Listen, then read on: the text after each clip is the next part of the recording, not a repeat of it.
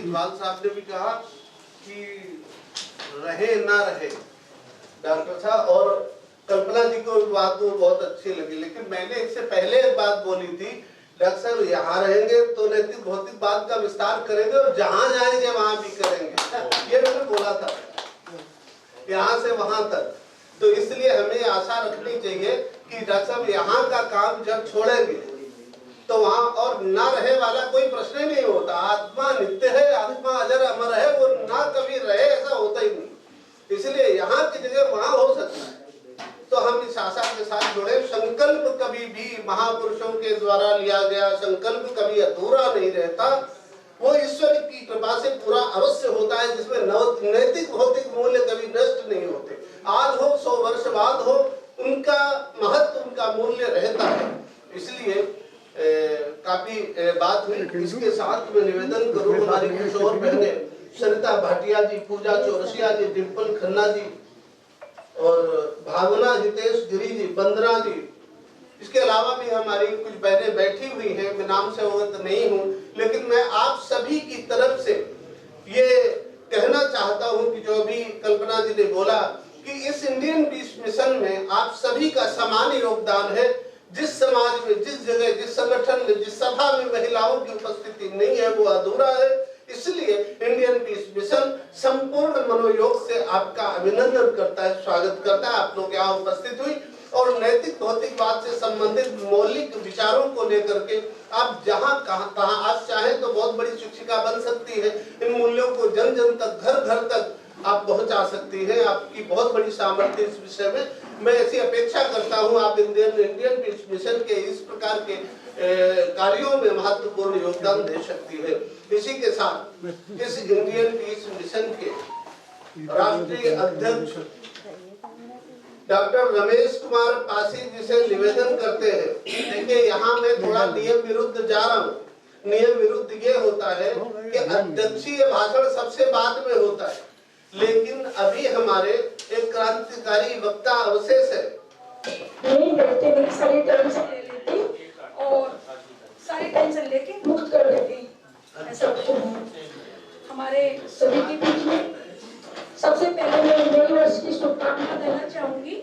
नैतिक भौतिकवाद की तरफ से सभी के लिए नए वर्ष की शुभकामनाएं। के कम टाइम में मैंने जबरदस्ती अपना हक मांगा कि मुझे बोलने की भी इजाजत दी जाए और मंच संचालन के लिए बहुत बहुत धन्यवाद। और हमारे सभी मंच पे बैठे हुए पत्रकार सभी भाइयों को और कल्पना जैन जी को, डिम्पल जी को और सरिता जी को, डॉक्टर जोशी जी को और अनिल एडवोकेट शर्मा जी को, पिंकी जी को और शंकर जी को, जिन जिनके मैं नाम जानती हूँ, डॉक्टर जोशी जी के लिए और पांडे जी के लिए, चौधरी तेजपाल जी के लिए। और कभी आप जानते कभी पहले सब कुछ बोल ही चुके हैं और इकबाल जी के लिए दिल से बहुत बहुत गहराइयों से धन्यवाद। मेरा कहने का मतलब ये था, ये मैं स्पष्ट करना चाहती थी, इकबाल जी पढ़े लिखे हैं लेकिन वो लोकल भाषा में 12वीं पास करे हुए उस टाइम के और अपने क्षेत्र की एक प्रभावित है और कभी हर जगह पुरस्कार भी मिलते हैं इनके लिए। कुल में और चौधरी जी भी पढ़े लिखे हैं, गवर्नमेंट से रिटायर्ड हैं, वो अनपढ़ नहीं है। सिर्फ वो ये जताना चाहते हैं कि हम अपनी लैंग्वेज में नहीं कह पाते, शहरी भाषा में, लोकल भाषा में उन्होंने सब शब्द कर दिए, लेकिन पढ़े लिखों का दिमाग चलता है और हमारे लिए यूज किया जाए। हमारे पास सारी सुविधाएं है लेकिन एक मेंटली लेवल पर हम सब कुछ कर सकते हैं। उन्होंने बहुत अच्छी बात बोली कि बाहर जाके यहाँ से नहीं निकले जब तक ये काम नहीं होगा, लेकिन ये सारे काम होंगे। ये यहाँ तक ये नहीं है, लेकिन सभी लोग बुजुर्ग हो गए, कुछ चाहते बहुत कुछ सीमित रह जाते हैं, लेकिन कोई चाहता नहीं है क्योंकि सब के अपने अपने कारोबार हैं, कारोबारों से जुड़े हुए, परिवारों से जूझ रहे हैं, बेरोजगारी से जूझ रहे हैं और मिशन के नाम पे सब आ जाते हैं जो सबसे जुड़े हुए हैं, दिल से जुड़े हुए डॉक्टर रमेश कुमार पासी जी से ये उनके कहने पे आ जाते हैं एक आवाज में कि किसी के पास टाइम नहीं है, लेकिन वो अगर वो चाहेंगे सभी के लिए, इस भौतिकवाद के लिए, सॉरी हम विजय मास्टर जी को भूल गए जो इतना धरना प्रदर्शन करते समाज के लिए जीते सारे, और तरुण जी के लिए भी भूल गए। तरुण जी भी हैं जिन जिनके नाम से मैं वाकिफ हूँ, सभी के लिए मैडम जी है, डॉक्टर और डॉक्टर साहब भी बैठे हुए हैं, सभी सभी के लिए दिल से ज्यादा ना कुछ कहते हुए इस मिशन को बढ़ाओ। ये बोलने के लिए मैं 2 घंटे भी बोल सकती थी, 4 घंटे भी बोल सकती थी, क्षमता रखती हूँ, काबिलियत रखती हूँ कि मैं एडवोकेट संध्या अग्रवाल पढ़ी लिखी महिला हूँ, MA पढ़ी है, LLM किया हुआ है और मेरे साथी भी है, ऐसा भी नहीं है। सबके दिमाग में के आए कि भाई मैं ऐसे ही बोल देती हूँ तो पढ़ी लिखी हूँ और हर तरह से हम शक्तिमान है। लेकिन पार्लियामेंट को तो कहते मुझे, अरे घरों में ही छूट नहीं है, घरों में ही छूट नहीं है महिलाओं के लिए, इतना सहते हैं, सब कुछ करते हैं कि तुमने करा क्या है। अरे एक बार देखो तो सही, हम बहुत कुछ कर सकते हैं, घर चला सकते हैं, परिवार चला सकते हैं, सब कुछ कर सकते हैं। देखो जो अपना पुरुष प्रधान देश है, इसलिए चाहते कि इसकी वाह ना हो जाए, तो कोई बात नहीं, हमारा पुरुष प्रधान देश है, महिला सभी मिलकर चलेंगी और हमें मेरा भाई के रूप में हो या पति के रूप में हो, किसी भी रूप में या फ्रेंड के रूप में हो, किसी भी रूप में एक बार मार्गदर्शन देके तो देखिए, कंधा से कंधा 4 गुना काम करने की क्षमता रखते हैं। एक बार अपना अहम छोड़ो तो सही पुरुष, तो हम सब कुछ हिला सकते हैं। थैंक यू, मैं किसी की भावना को ठेस नहीं पहुंचाना चाहती, ये तो हमारी प्रकृति है, भारत देश ऐसा ही है, कोई बात नहीं है। कल मैं बहुत कुछ सुना, पुरुष के बगैर गुजारा है, नारी बगैर गुजारा है, किसी के बगैर कोई गुजारा नहीं है।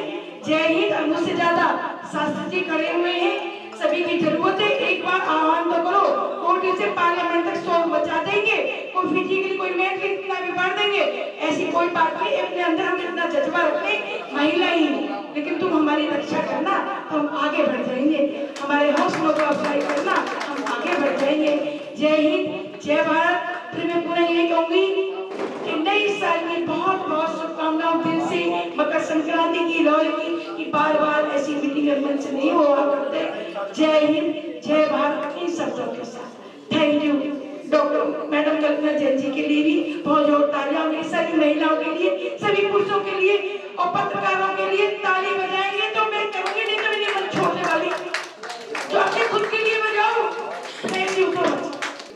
कि याम सीते विजानासी एवं तिष्ठति ते गृहे, जिसे तुम केवल एक अबला समझते हो जो तुम्हारे घर में आज विराजमान है, काल रात्रि तिताम विद्धि सर्व लंका विनाशिनी, वो अकेले पूरी लंका को नष्ट कर सकती है। ये भारत की महिला,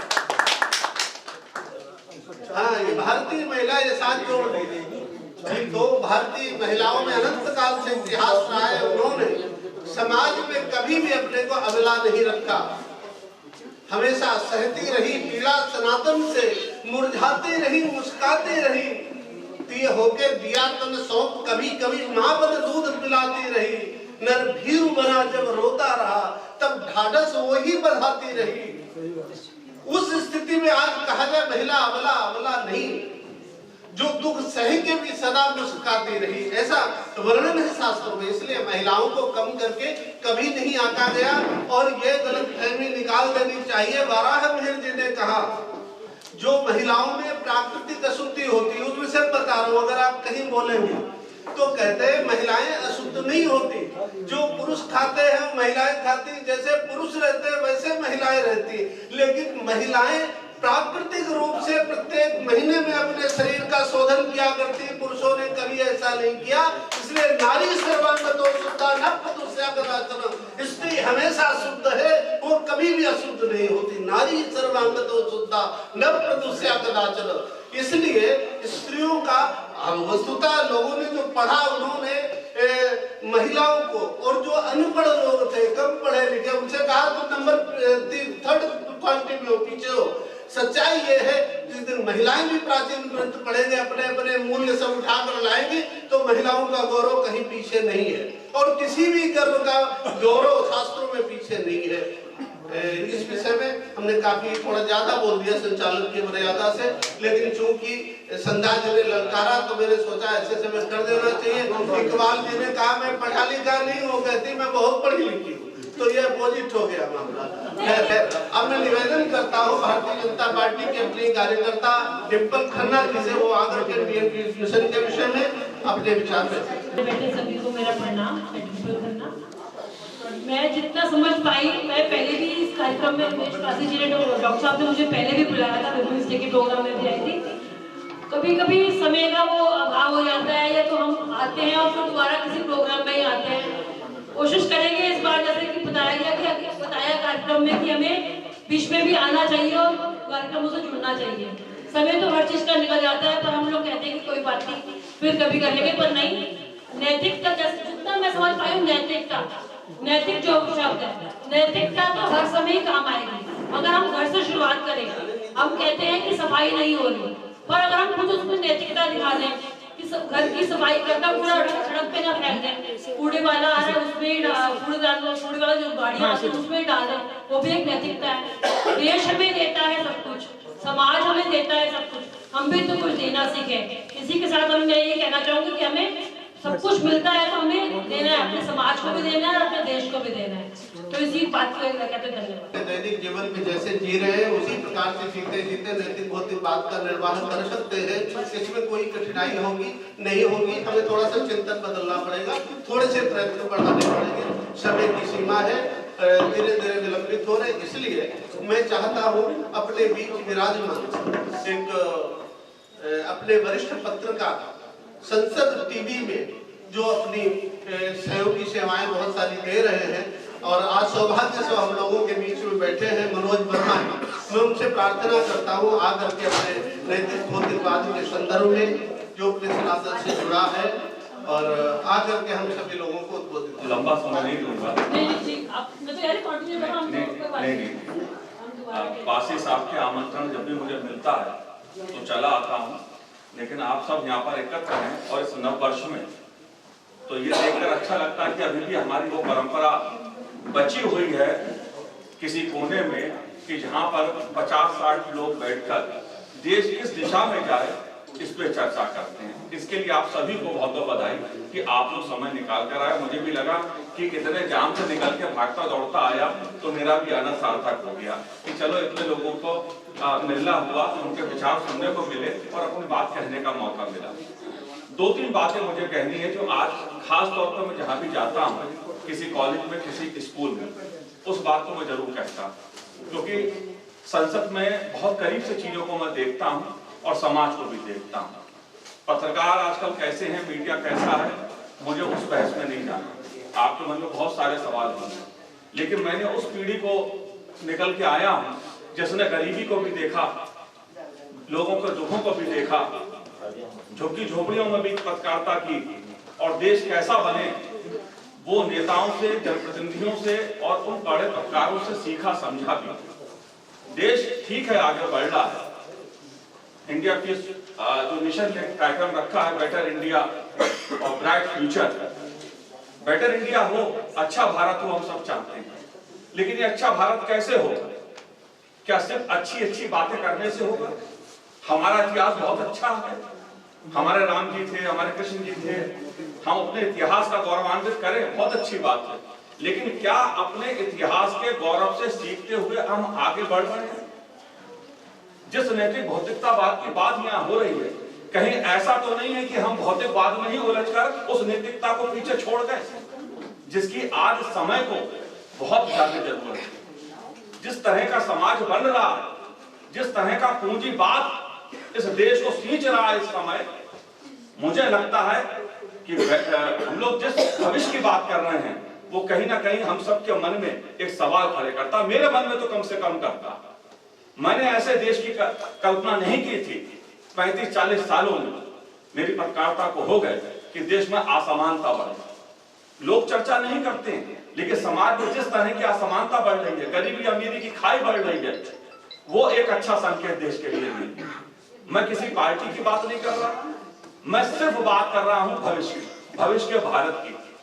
क्योंकि आज अगर हम अपने बच्चों को, ठीक है हम सब चाहते हैं हमारे बच्चे बहुत अच्छे बने, पढ़े लिखे, लेकिन अगर उनमें मानवीय संवेदना नहीं होगी, समाज के लिए संवेदना नहीं होगी, एक दूसरे के लिए संवेदना नहीं होगी, अपने बड़े बुजुर्गों के लिए संवेदना नहीं होगी, तो हम कहां जा रहे हैं? हम सब कहते हैं हमारा देश युवा भारत। एक छोटी सी बात कह के खत्म करता हूं, जिस पर बहुत ज्यादा समाज में चर्चा नहीं हो रही है और मैं चाहता हूं उस पर चर्चा समाज को करनी चाहिए। 2040 में इस देश की सबसे ज्यादा आबादी, जो हम कहते हैं ना आज हमारा भारत युवाओं का देश है, 2040 में 2047 से पहले 2040 आएगा। विकसित भारत का लक्ष्य बहुत अच्छी बात है, प्रधानमंत्री जी कहते हैं विकसित भारत होना चाहिए, लेकिन 2040 में आपके देश की सबसे बड़ी आबादी होगी दुनिया में बुजुर्गों की। मतलब हमें से बहुत लोग हैं यहाँ पर जो उस समय बुजुर्ग श्रेणी में होंगे। मैं बुजुर्ग जब बात कह रहा हूँ तो 60, 70, 75 उस रेंज की बात मैं कह रहा हूँ। क्या समाज उस प्रकार का निर्माण हो रहा है? क्या परिवारों का उस प्रकार निर्माण हो रहा है? क्या परिवार उस दिशा में चल रहे हैं? मैं जो बात आप लोगों के सामने रखना चाह रहा हूं, आज हर घर की कहानी है। जब घर घर की कहानी है वो समाज की कहानी बनती है। जब समाज की कहानी बनती है तो राष्ट्र की कहानी बनती है। अगर घर टूटेंगे, घर बिखरेंगे, घर में बुजुर्गों का सम्मान नहीं होगा तो समाज भी बिखरेगा, समाज बिखरेगा तो राष्ट्र बिखरेगा। इसलिए हम सबको मिलकर एक कोशिश यह करनी चाहिए कि जो मुद्दे हैं हमारे सामने, जो मुद्दे, बहुत सी चुनौतियां हैं। मैं किसी धर्म जाति की बात नहीं करूंगा। जो असमानता की बात मैंने कही है उसमें असमानता हर पहलू पर है। नौकरियों में असमानता है, गरीबी अमीरी में असमानता है, स्वास्थ्य सेवाओं में असमानता है, शिक्षा में असमानता है। और जब स्वास्थ्य शिक्षा में असमानता होगी तो समाज में वैमनस्य बढ़ेगा, नफरत बढ़ेगी और यह पूंजीवाद इस देश की राजनीति को अगर सींचेगा, जो भी लोग सत्ता में हैं या सत्ता से बाहर हैं, अगर पूंजीवाद इस देश की राजनीति को सींचेगा तो इस देश की राजनीति दासी बन जाएगी। हमें इस तरफ गौर करना और मैं चाहता हूं कि हम सब लोग यहाँ बैठे नए साल का संकल्प लें कि हम जरूर 1 घंटा इस समाज के बारे में सोचेंगे, अपने परिवार के बारे में सोचेंगे। बहुत बहुत धन्यवाद। उन्होंने इंडियन पीस मिशन के पवित्र मंच पर अपनी दूरदृष्टि से जो देखा, जो चिंतन किया कि भविष्य के भारत में किस प्रकार की पीड़ा पनपने जा रही है, उससे हम सभी को अवगत कराया। और मैं ऐसे मानता हूँ कि हम सभी लोग ऐसे बिंदुओं का संकलन करेंगे और अपने अपने स्तर पर प्रेरित होकर के उन चीजों में सुधार करने का प्रयत्न करेंगे। कुछ लोग जाने के लिए उद्यत है, अभी कार्यक्रम पूरा नहीं हुआ है लेकिन फिर भी जाने के लिए उद्यत है, तो मैं चाहता हूं उनको सम्मानित ढंग से विदाई की जाए। महिला शक्ति दुग्गल खन्ना जी, मैं चाहता हूं कल्पना जी आकर के और साल भेंट करके सम्मानित करें। आइए लौट के आइए भाई, अभी आप जवान हैं, आप प्लावित करेंगे और मैं चाहता हूँ आकर के और इस मंच को ग्रहण करें जिन्हें आप कई बार सुन चुके हैं। और मैं चाह रहा हूँ करनी है। मैं बहुत कम समय लूंगा। कार्यक्रम के अध्यक्ष, सम्मानित मंच और सम्मानित सभा, अमूमन इस कार्यक्रम में आकर के मैं गहरे तौर पर बहुत ही निराश हूं। बहुत गहरी निराशा है मुझे इस कार्यक्रम से। मैं पासी पुराण की व्याख्या करने के लिए मंच पर नहीं हूं कि पासी जी कितने महान हैं और कितना अमृत प्राप्त करेंगे, आने वाली पीढ़ी कितना इन्हें याद करेगी। मैं इसकी चर्चा करने के लिए मंच पर नहीं हूं। हमारे पत्रकार मित्र, मुझे लगा कि मेरा आना सफल हो गया। जब हमारे पत्रकार मित्र ने इस सदन को ट्रैक पर लाने का प्रयास किया, बहुत मनुष्यता, रोजी रोटी के सवाल अब बड़े सवाल नहीं है। अब सवाल मानवीय अस्तित्व का है, ह्यूमन एक्जिस्टेंस का है। दुनिया की मनुष्यता बचेगी या समाप्त हो जाएगी? मानवीय संवेदना रहेगी या खत्म हो जाएगी?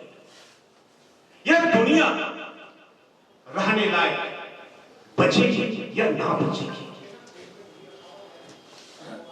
और तो शांति की बात करते हैं। बहुत बढ़िया तोहफा दिया डॉक्टर रमेश पासी को आज पीस मिशन को। अब पीस मिशन इंडिया से निकल करके ग्लोबल हो गया। और पुरस्कार मिला कि सुबह सुबह शांति पर हमला हुआ।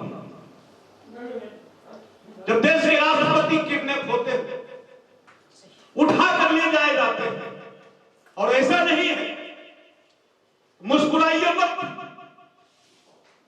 जब तक आपका हृदय किसी दल की दास्ता से बंधा रहे।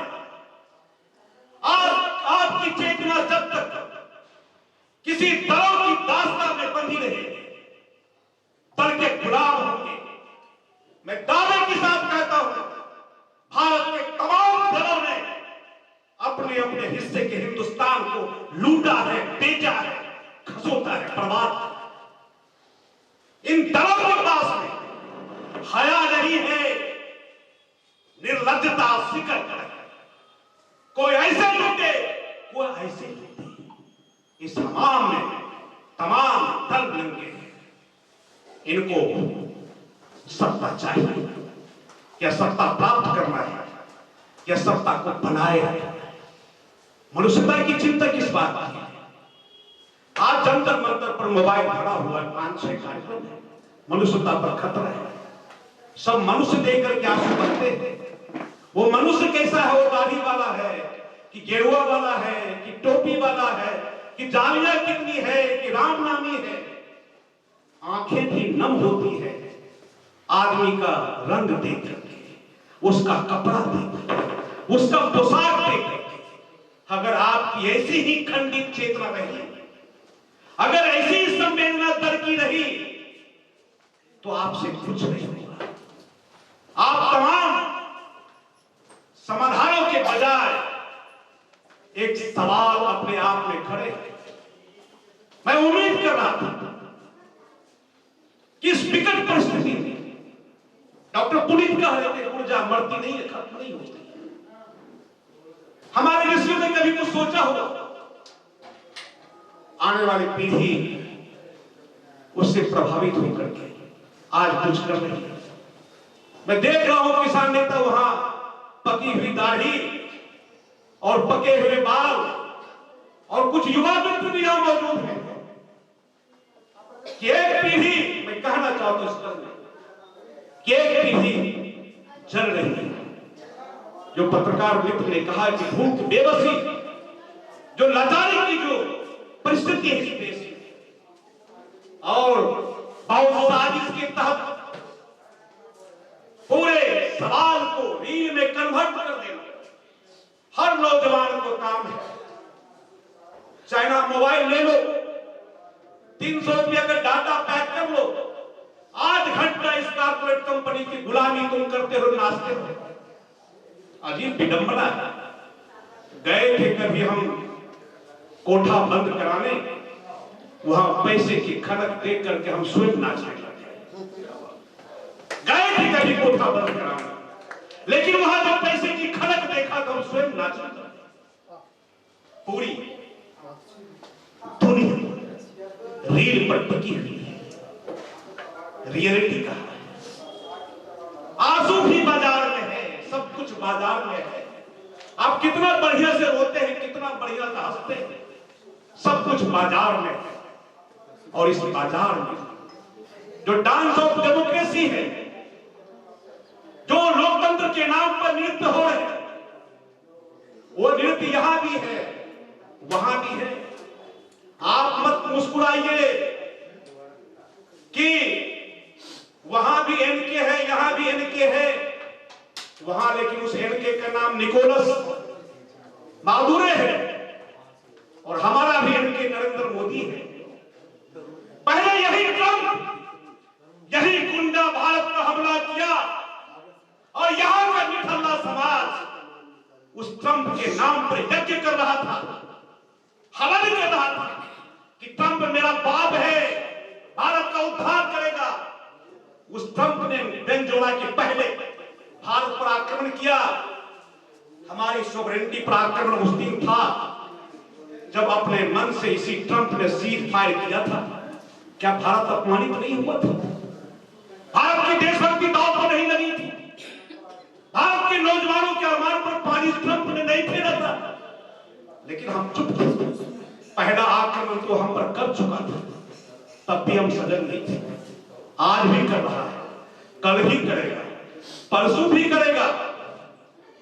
और चेंज खतरा हम बैठ करके विचार कर रहे हैं। मुझे लगता है भारतवर्ष से, पासी से, पुणे से 4 नौजवान हो, भीड़ से परिवर्तन नहीं होते। अगर भीड़ से परिवर्तन हुआ होता तो कुंभ के बाद जो है ना, देश का तस्वीर बदल गया है। आप भीड़ को देख करके किसी क्रांति की आशा मत कर सकते। मुझे उम्मीद थी सवाल से, देश के जो बुनियादी सवाल हैं, उन सवालों पर संजीदा से सोचते, कुछ नहीं होता। आप विचार करते, आप क्यों कर्म कांड में लगे हो, क्या करना चाहते हैं, क्या करोगे साल सौर बांट कर, सौर पहन करके किसको सम्मानित दोगे? हमारे मित्र ने कहा कि आपको सम्मान दिया जाएगा। हमने कहा कौन सा मैंने बड़ा काम किया, क्यों सम्मान देना चाहते हैं आप? हमारी कौन सी उपलब्धियां रही समाज के लिए? मित्र 40 साल से, मित्र ने कहा कि मैं पत्रकार हूं, 40 साल से मैं गोबर उठा रहा हूं। आधा समय मैं गूगल को देता, आधा समय गोबर उठाता, खेत में जाकर के काम करता हूं, रोज जाकर के देखेंगे कोई दिन ऐसा नहीं 8 घंटा में कुदाल नहीं चलाता हूं, 7 घंटा में गोबर नहीं उठाता। और आज परिणाम है कि आज मेरे पास में 55,000 देसी गोवंश की रक्षा मैंने की है। और पूरे उत्तर भारत में हमसे ज्यादा प्रयोग किसी के पास नहीं है। और तमाम इस सदन के लोगों से मैं कहना चाहता हूं, आकर के कुछ लोग तो गए भी सदन से, आकर के आइए कैसे काम हम करते हैं।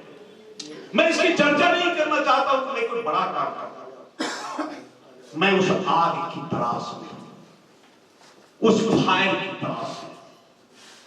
उम्र से कोई मतलब नहीं है।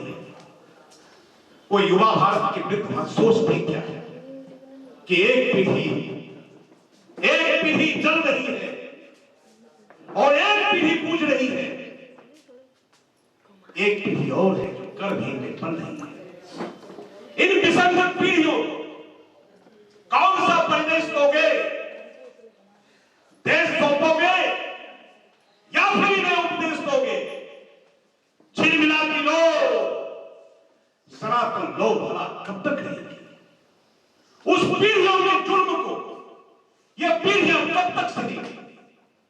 छिलमिलाती लो, गर्लपन बन गई तो फिर मैं कहना एक दिवाली हाय कैसे मन गई। नई पीढ़ी आक्रोश में है, वो बाजी की तरफ देखती है। इस आने वाली पीढ़ी को तुम गलत मत कहो। यह पीढ़ी उदंड हो गई है, यह पीढ़ी उच्छृंखल हो गई है। इस पीढ़ी को हम देना क्या चाहते हैं, दे क्या रहे हैं?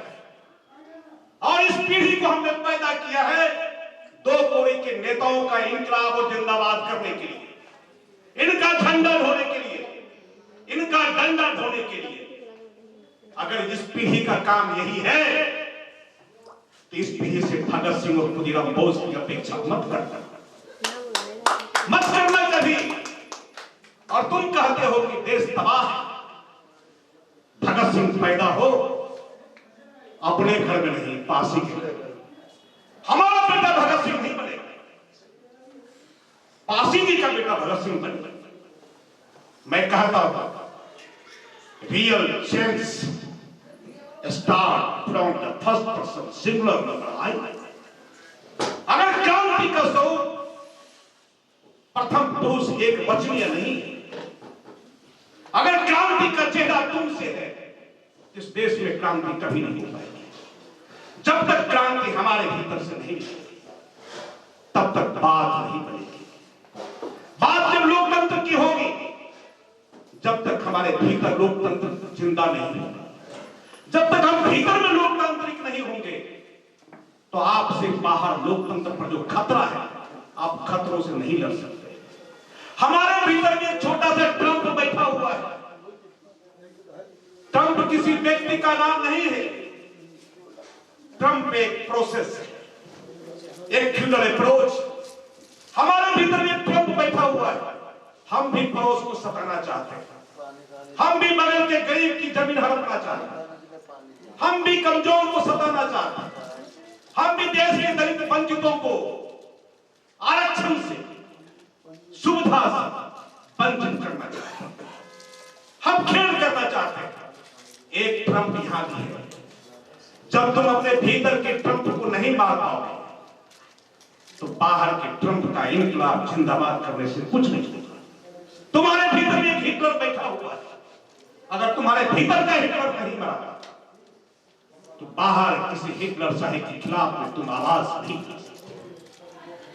यही है शांति। तुम भीतर से अशांत हो, तुम भीतर से द्वंद्वग्रस्त हो, तुम्हारे भीतर डायरेक्ट समाप्त करो। एक तो समाप्त करो, क्योंकि सम्मान भी आपको देना है। अगर भीतर द्वंद्व है, भीतर अशांति है, भीतर अराजकता है, बाहर शांति कैसे होगी? जो नैतिक भौतिकवाद के सवाल हैं, नैतिकता यह इथिकल है। मैं डॉक्टर पुनीत धवन और डॉक्टर पासी को विषय छोड़ करके मैं जा रहा हूं। यह नैतिकता इथिकल है, मेटाफिजिकल है, रिलीजियस है। हमारे ऋषि मनीषी बहुत बात करते थे, साईं इतना दीजिए जामे कुटुंब समाज, मैं भी भूखा न रहूं, साधन भूखा जाए। आप एक बार कर लीजिएगा, यह मेटेरियल मॉरल मेटेरियलिज्म, मार्क्स के डायलेक्टिक मेटेरियलिज्म, हीगल के आइडियलिज्म, इथिकल मेटेरियलिज्म, एक बार बात कर लीजिएगा। संचालक खड़े हो गए।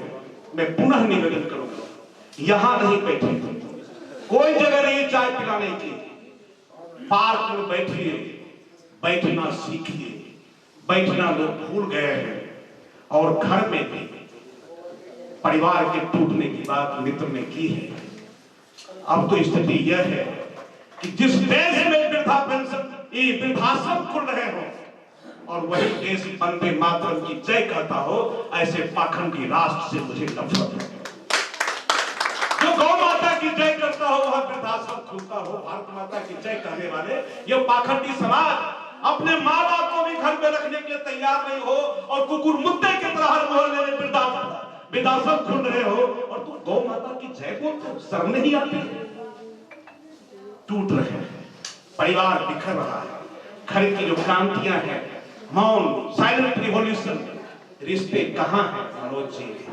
अब तो पत्नी कहती है वह अभी बांट करके लाई है, 2 बच्चा अपना पति छोड़ के आई है, पति भी पत्नी छोड़ करके आया है, वो भी 2 बच्चा बांट के लाया है।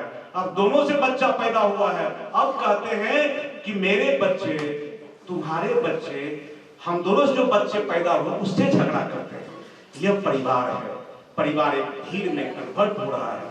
ये पूरा भारत एक भीड़ बन रहा है। यहाँ हर एक दूसरे का मॉब लिंचिंग होगा, कोई करुणा को देखेगा नहीं। मैं बहुत निवेदन करूंगा, मित्र जो यहाँ से जाइए, एक बार घर में बैठे परिवार को बनने दीजिए। बहुत कर लेंगे कंप्यूटर और मशीन से, या इसमें कला दिखला अक्षांश देशांतरण आत्मिक तरफ भर देंगे, इसमें जन्म फल तो जन्म पत्री तो निकल जाएगा मोबाइल से। आशीर्वाद कौन देगा? आशीर्वाद तो माता पिता देंगे, रिश्ते बचेंगे। यह देश रिश्तों का देश है, यह लिविंग एंटिटी, एक जैविक विकास है। अगर रिश्ता समाप्त हो गया तो भारत समाप्त हो जाएगा। इसलिए इस देश को खतरा किसी मुगलों से नहीं है, इस देश को खतरा मार्केट से है, मार्केटिज्म से है। आइए बाजार को समझिए। बहुत बहुत धन्यवाद, नमस्कार। बहुत बहुत आभार जितेंद्र जी का। इस पवित्र मंच पर जितेंद्र जी ने समाज की जो पीड़ाओं का वर्णन किया जाता है। समाज में विभिन्न प्रकार की जो पीड़ाएं वर्तमान समय में चल रही है, बहुत सुंदर कहा वीरेंद्र जी ने कि एक तरफ हम गौ माता की जय कहते हैं, वंदे मातरम कहते हैं, दूसरी तरफ माता पिता को वृद्धाश्रम भेज देते हैं। एक तरफ हम यदुनाथ, विश्वनाथ, रघुनाथ ऐसे देवी देवताओं के नाम लेते हैं, दूसरी तरफ अनाथालय खुलते जा रहे हैं। ये पीड़ा की बात है। ये वास्तव में धार्मिक पाखंडवाद की बात है कि हम जो कुत्ते पाल कर सुखी होते हैं, लेकिन गरीब बच्चे घूम रहे, सर्दी में उनके पास कपड़े नहीं, हम उनका चिंतन नहीं कर पाते। ये वास्तव में हम जो भाषाई नैतिकतापूर्ण जीवन जीना चाहते हैं, मुझे वास्तव में प्रैक्टिकल रूप में, प्रायोगिक रूप में इस प्रकार के जीवन जीने का अभ्यास शुरू कर देना चाहिए, अन्यथा ये कब तक चलेगा। इसलिए हम सभी लोगों को इस रूप में प्रयत्न करना चाहिए। प्राचीन काल में ऐसा कुछ होता रहा है, लेकिन वर्तमान समय में इतनी विडंबना है, हम धरती का सारा धन केवल अपने पास समेट कर रखना चाहते हैं, हमें चिंता नहीं पड़ोसी भूखा है। मैं बहुत समय न लेते हुए निवेदन करना चाहूंगा, यहाँ कुछ बहनों को फिर जाना है तो मैं चाहता हूं, लेकिन अब अभी नहीं जाना है। इस सभा का जो राष्ट्रीय उद्बोधन है राष्ट्रीय अध्यक्ष जी का, 5 मिनट का, 10 मिनट का, 8 मिनट का, उसे सुन के जाना है, क्योंकि अब ऐसे समय चला जाना ये बिल्कुल ठीक नहीं है। इसलिए आप लोग 5-10 मिनट इस कार्यक्रम को दीजिए और अभी कोई नहीं उठेगा।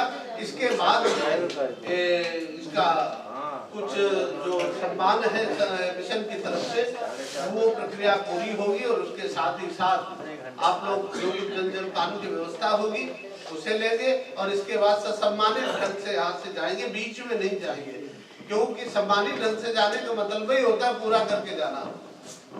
तो इसलिए मैं इस सभा के अध्यक्ष आदरणीय डॉक्टर श्री रमेश कुमार पासी जी से निवेदन करना चाहता हूँ, जो इस इंडियन पीस परिवार के प्रमुख हैं, कि आवे और अपने भविष्य के सपनों को हम सभी लोगों के साथ साझा करें, ताकि हम सभी लोग उससे प्रेरणा प्राप्त करके अपने अपने जीवन में जितना संभव हो उतना अनुपालन कर सकें। मेरे मेहमान को जो यहाँ उपस्थित हुए हैं, सभी प्रमुख हैं, सभी बुद्धिजीवी हैं, सभी संपन्न हैं। ये हम इंडियन पीस मिशन का जो सब्जेक्ट लेके आए हैं, आज ये नए साल में शुरू हुआ था 2001। सबसे पहले मैं अपने नए वर्ष की शुभकामनाएं देता हूँ और इस स्थापना दिवस के लिए आप शुभकामनाएं करता हूँ और शुभकामनाएं मांगता हूँ। और साथ में इसी दिन को हम शांति दिवस भी कहते हैं, ताकि विश्व में शांति आए। बहुत से क्वेश्चन उठे, बहुत से प्रश्न उठे, सबने अपने विचार रखे, कैसे किया जाए। सबने से एक ही कहा कि कैसे किया जाए। सबने कहा सम्मान होना चाहिए, पारिवारिक संस्कार होने चाहिए, देश में शांति होनी चाहिए, सबको आपको गरीबी ना हो, अमीरी समानता होनी चाहिए। असमानता बहुत है, सबने बता दिया। पर ये कैसे हो, ये किसी ने कहा ना, कभी तक कभी किसी और ने भी कहा। बहुत सी एनजीओ हैं, बहुत सी सरकारें बदली, अलग अलग पार्टी बदली, व्यवस्था वैसी की वैसी रही। थोड़ा 19-21 का फर्क पड़ गया तो कोई फर्क पड़ गया। एक कोई समस्या बढ़ती है, किसी समस्या कम करती है। इंडियन पीस मिशन जो मॉरल मटेरियलिज्म, नैतिक भौतिक बात लेके वो एक हमने बहुत चिंतन मंथन करने के साथ डॉक्टरों ने, इंजीनियर्स ने, एडवोकेट्स ने और बुद्धिजीवियों ने बन के काफी देर के बाद इसका सोच निकाली है कि संसार में कैसे शांति मिले। शांति का मतलब ये नहीं हमें भाई आध्यात्मिक शांति मिले, हम कहते हैं पारिवारिक शांति मिले, आर्थिक शांति मिले, आपको शिक्षक शांति मिले, आपको सर्व तरह की मतलब संपूर्ण मिले। यही हमारा उद्देश्य है। जो भौतिक वाली चीजें हैं उनकी शांति मिले। हर एक को रोटी कपड़ा मकान चाहिए, हर एक को सब्जी चाहिए, हर एक को सुरक्षा चाहिए, हर एक को सम्मान चाहिए। ये कैसे दिया जाए, ये सभी चीजों सोच कर बने मॉरल मटेरियलिज्म। ये हमारी नैतिक भौतिक बात एक विचारिक नहीं है। डेमोक्रेसी आपकी विचारिक है, लोकतंत्र अभी आप भ्रष्टाचार न करो, आपकी सभी की इन्वॉल्वमेंट हो, और विचारिक है। सब होता है ऐसा नहीं होता। कम्युनिज्म सब ऐसी थी, कभी हम सबको एक आपको समानता देंगे पर किसी को ऊपर उठने की, आपको उठने की मौका अवसर नहीं देंगे। राजतंत्र ने आप देखा, राजा का राज था, जो कुछ करना वो कर लें, जो उनके दिल की इच्छा होती थी वो करते थे। उसके बाद आप धर्मवाद देखा, धर्मवाद आप देखोगे और सोच भी रहे होगे जब धर्मवाद आएगा जिसमें शरीयत भी है, हिंदू राष्ट्र भी है, सभी चीज है, पर कभी उसने सोचा कि सभी लोगों को मानवता, सभी मानव को मानव समझ के कैसे शांति मिले, वो कभी नहीं सोचा। इसी बेसिस के लिए जो नैतिक भौतिकवाद वो एक वैज्ञानिक है, मतलब अगर पानी पानी है तो पानी है, सफेद सफेद है सफेद है। इन सभी प्रश्नों के आपके जो आपको आंसर थोड़े से मैं ब्रीफ में कह दूंगा, बस बहुत लंबा जो सब्जेक्ट है। तो इसके लिए हम जो स्टेप चुने, पहले बहुत भ्रष्टाचार था, एक आदमी दो पासपोर्ट बना लेता था, राशन कार्ड बना लेता था, अपनी आइडेंटिटी बता लेता था। अब आपके पास आधार कार्ड है और हमें ये बड़ी खुशी होती है, ये 2002 में हमने लिख के भेजा था इलेक्शन कमीशन को कि हमारे देश में क्या सारी दुनिया में एक ही आइडेंटिटी होनी चाहिए ताकि आपको सबको समानता, हर एक की समानता हो। और हम दूसरा उसका पक्ष नहीं देखा, 2008 में आया, पर आगे आपने सोचा था कि अभी दो राशन कार्ड क्यों बनाते हैं, गरीब लोग दो राशन कार्ड क्यों बनाते हैं? क्योंकि एक राशन लेके वो खुद गुजारा करते थे और एक राशन लेके वो बेचते थे ताकि उसकी दूसरी इच्छा पूरी हो जाए। तो ये सब चीजें साथ में करके ये आइडेंटिटी कार्ड जो आया था अभी पूरा कंप्लीट नहीं है, इसमें बहुत सी कमियां हैं, खामियां जो आगे आएंगी और जरूर आएंगी, ये नहीं आती। पर उसके बाद ये सभी चीजें हमारी जो अभी सब कहते हैं तो सभी को इन्वॉल्वमेंट नहीं मिलती। हम कमरों में बैठ के डिस्कस कर लेते हैं कि ये कैसे किया जाए, जो आगे नेता बनते वही आगे निकलते रहते, दूसरों को मौका ही नहीं मिलता। कहीं ना कहीं सभी लोगों को मौका मिलना चाहिए। ये हमारी सेकंड जो साइंटिफिक है, ये जरूरी होना चाहिए हो, हर एक आदमी को कहीं ना कहीं मौका मिले ताकि समाज में हमें अलग अलग विचार मिले और अपनी समस्याओं का संविधान करने के लिए मौका मिले। तीसरी चीज है वो है असमानता, आर्थिक समानता, जो बेसिक है। आर्थिक समानता सबसे ज्यादा बुराई की सबसे समस्याओं का जड़ वही है, भ्रष्टाचार वही है, अत्याचार वही है, जेब कतरे वही है, फिरौती वही है, सब आर्थिक है जाता है। और ये भी सच है कि अभी दुनिया अगर घूमती है सिर्फ पैसे की जरूरत हर एक को, और इसमें कोई अभी तक पैरामीटर नहीं है।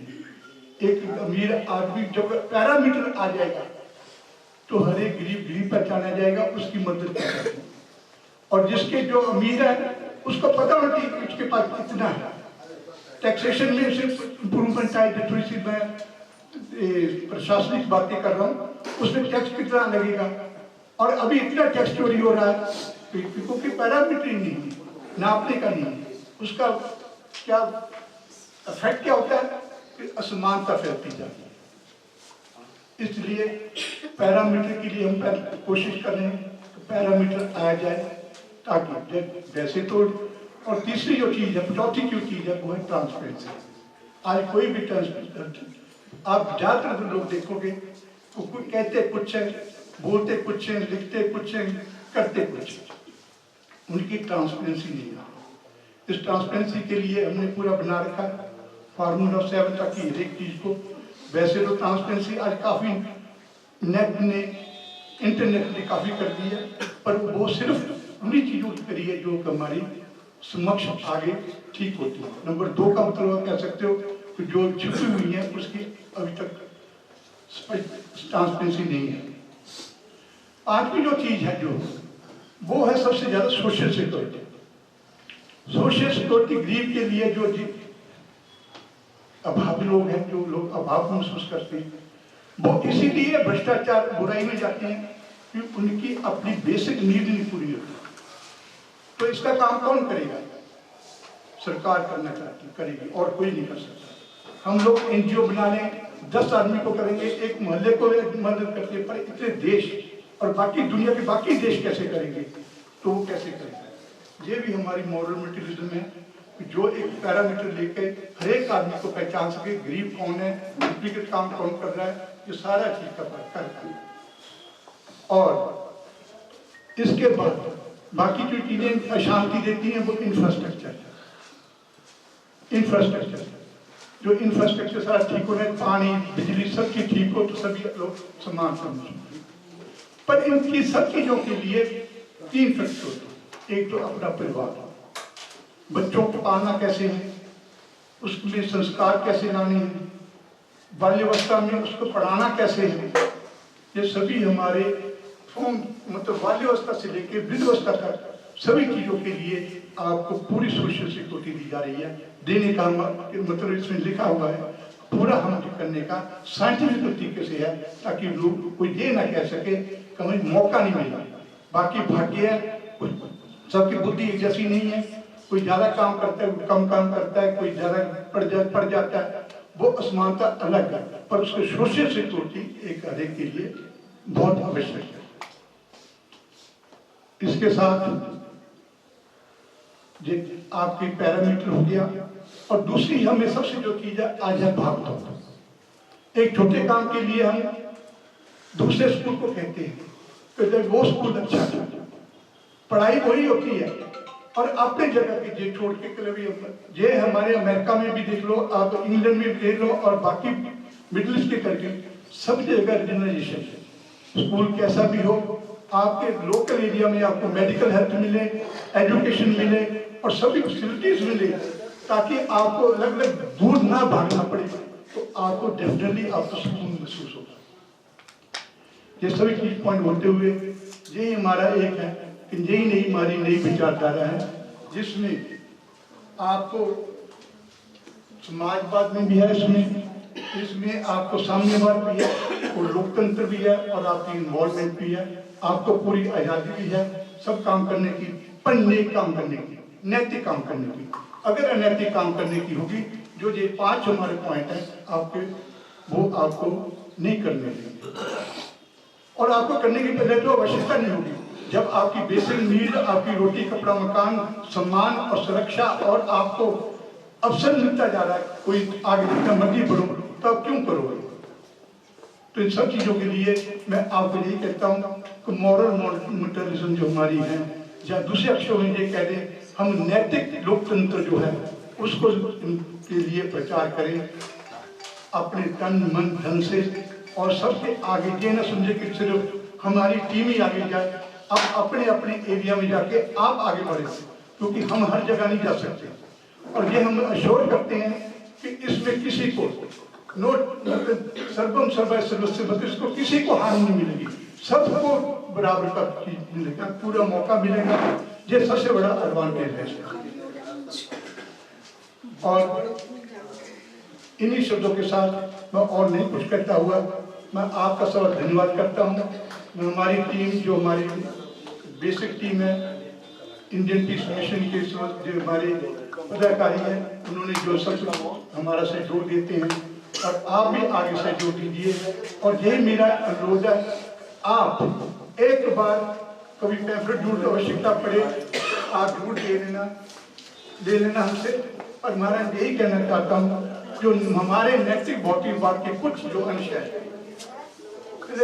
हर एक जवान को, हर एक जय जवान विज्ञान, जय अटल बिहारी वाजपेयी जी लिखा था, हर व्यक्ति का हो सम्मान, महिला शक्ति का हो योगदान, सभी को रोटी, सभी कपड़ा और मकान, साथ में हो सुरक्षा और सम्मान, हर हाथ में हो काम, जहाँ हो मेहनत और ईमान, ये ना हो एक आदमी बैठा खाता जाए और उसको बिना कुछ किए हुए सब मिलता जाए, ये नहीं है। हर एक जहाँ हो मेहनत करना, विश्वास और कर्तव्य का सम्मान, मौलिक अधिकारों का सम्मान, सत्ता और जनता में हो बराबरी संविधान, एक बराबर का सम्मान का आ गया। कैसे उन्होंने हमारे वर्मा जी ने कहा, वर्मा जी ने समानता होनी चाहिए, वो उसके लिए है। सत्ता और जनता में बराबरी संविधान, स्वच्छ सिस्टम, कानून समान, कानून तुम्हारा बहुत वीडियो है, स्वच्छ सिस्टम, कानून समान, जाति पाति ना कोई निशान, आस्था में हो सभी का ध्यान, आध्यात्म में हो सही ज्ञान, तभी होगा देश में विश्व में हो शांति और अमर।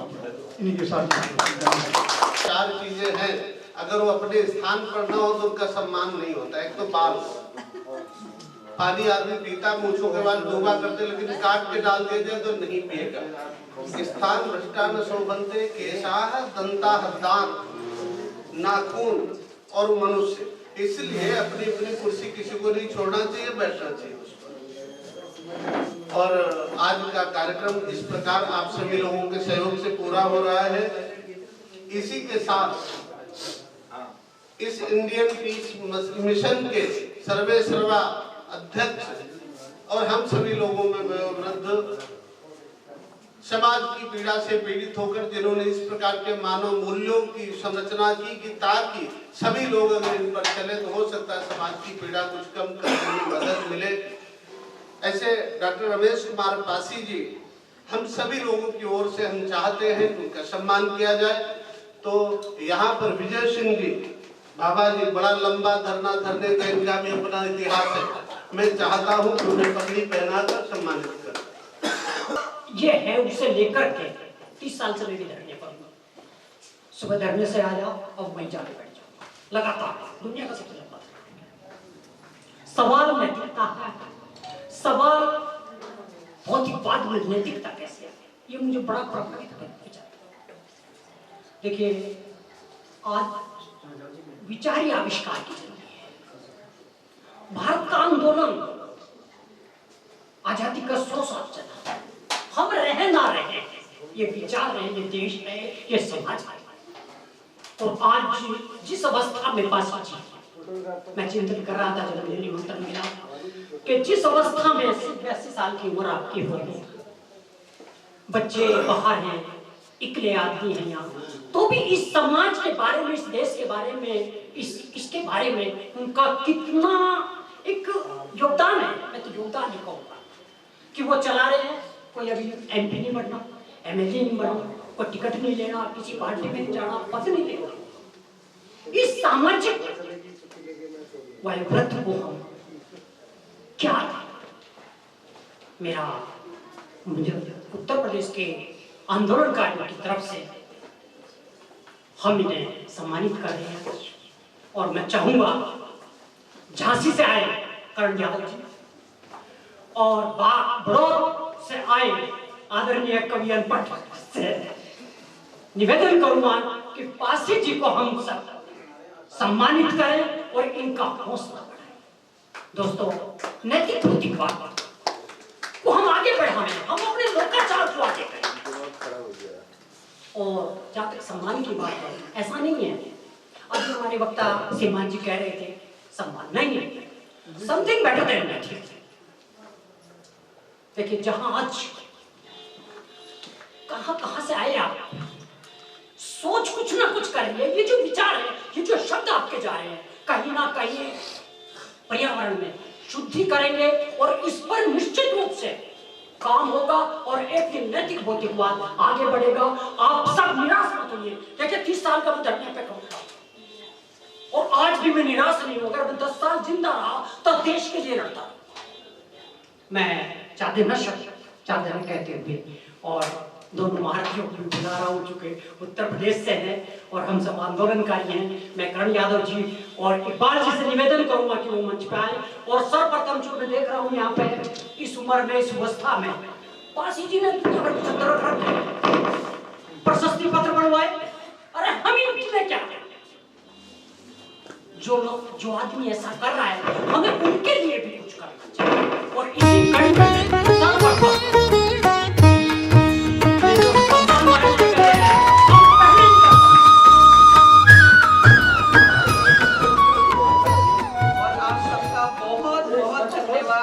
जो आप सब लोग आए यहाँ पे और हमारे मिशन का बहुत अच्छा लगा आप सब से मिलकर। Thank you. मिशन से जुड़ी एक नई उड़ान, आज का दिन है शुभकामनाएं आपके लिए। और हम आए यहाँ पर डॉक्टर पासी ने आमंत्रित किया। उन्होंने 3 साल से जुड़े हुए हैं अपने डॉक्टर पासी से। हम जैमा परिवार से हैं और डॉक्टर पासी ने हमें आमंत्रित किया कि हमारे इस मिशन में आइए। काफी टाइम से सोच रहे थे आने के लिए, पर आज हमें मौका मिल गया। Indian peace mission, international peace mission में जुड़ने तो आकर लगा वाकई ही बहुत कुछ। सबसे ज्यादा खुशी मुझे हुई किसान भाई साहब से, जिन्होंने बहुत अच्छा, अनपढ़ होते हुए भी कहते हैं अनपढ़ नहीं हुआ, अनपढ़ तो बिल्कुल भी नहीं मैं कहूँगी आपको, जिन्होंने इतना मान सम्मान और इतना आपको जोश दिखाया गया और आपने डॉक्टर साहब को किसान भी बना दिया।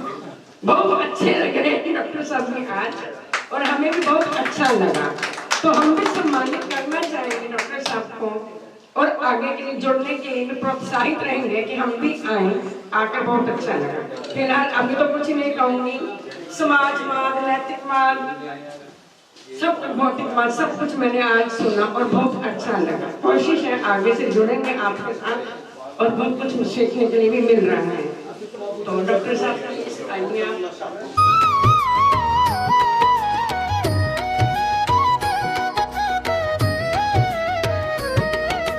सत्येकता काले करो जल प्रकाश, स्थापना दिवस पर गूंजे भारत का शांति विश्वास।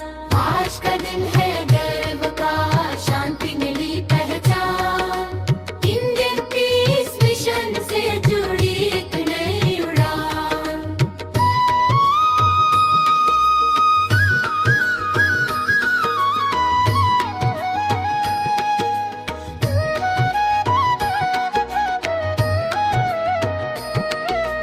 सत्येकता काले करो ज्वल प्रकाश, स्थापना दिवस पर गूंजे भारत का शांति विश्वास।